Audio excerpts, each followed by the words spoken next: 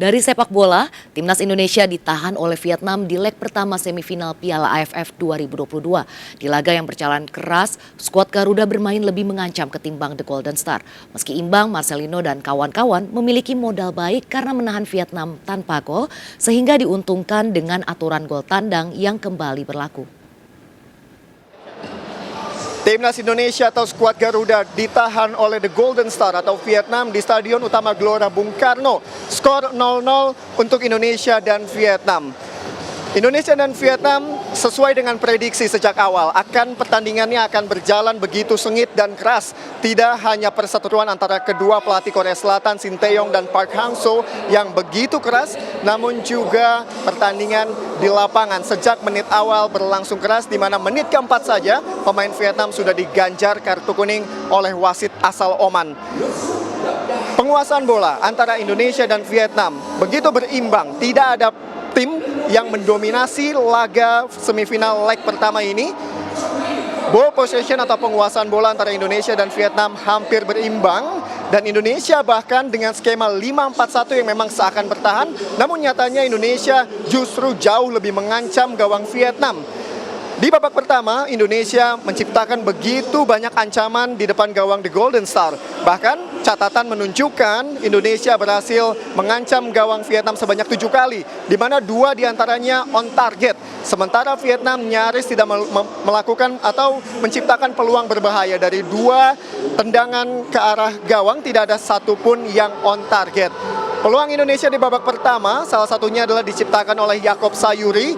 Namun sayang tendangannya dari luar kotak penalti masih melebar ke sisi kiri gawang Vietnam. Bahkan di menit 30 Vietnam tampak begitu tertekan. Indonesia berkali-kali menciptakan peluang baik melalui Marcelino Ferdinand maupun melalui Yaakob Sayuri. Namun sayang babak pertama tidak tercipta gol hingga turun minum.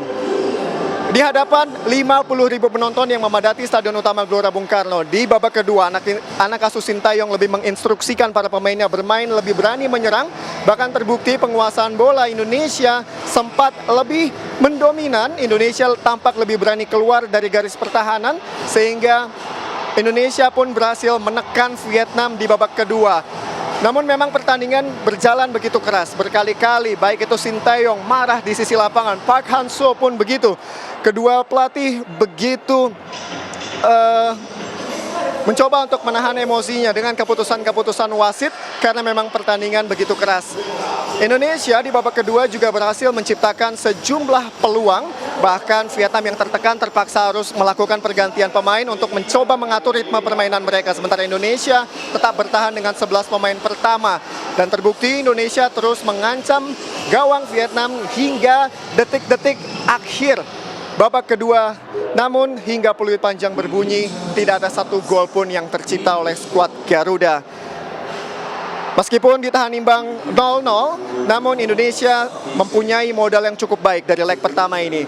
Sistem gol tandang kembali diberlakukan. Itu artinya Indonesia berhasil menahan Vietnam tidak mencetak gol di leg pertama ini, menjadi modal baik bagi Indonesia, di mana Indonesia di leg kedua nanti pada Senin 9 Januari yang akan digelar di Stadion Midin, Hanoi, Vietnam. Indonesia memiliki 2 skema untuk bisa lolos ke partai final. Skema pertama itu adalah tentu Indonesia harus mengalahkan Vietnam di kandang mereka, dan yang kedua boleh hasil imbang, namun Indonesia harus menciptakan gol tandang, entah itu 1, 2 atau lebih. Jika Indonesia berhasil menang ataupun imbang dengan menciptakan gol tandang, maka skuad Garuda berhak lolos ke partai final. Shin Tae-yong nampaknya juga di laga tadi masih menyimpan sejumlah pemainnya. Egy Maulana Fikri belum dimainkan, Witan Sulaiman, Sadil Ramdhani, dan Spaso juga dimainkan hanya di menit akhir masa-masa injury time. Itu artinya Shin Tae-yong masih memiliki fresh leg atau kaki-kaki yang segar untuk bermain di laga leg kedua semifinal Piala AFF 2022 Senin mendatang. Dari Jakarta, Rian Kaputra dan Dimas Winardi,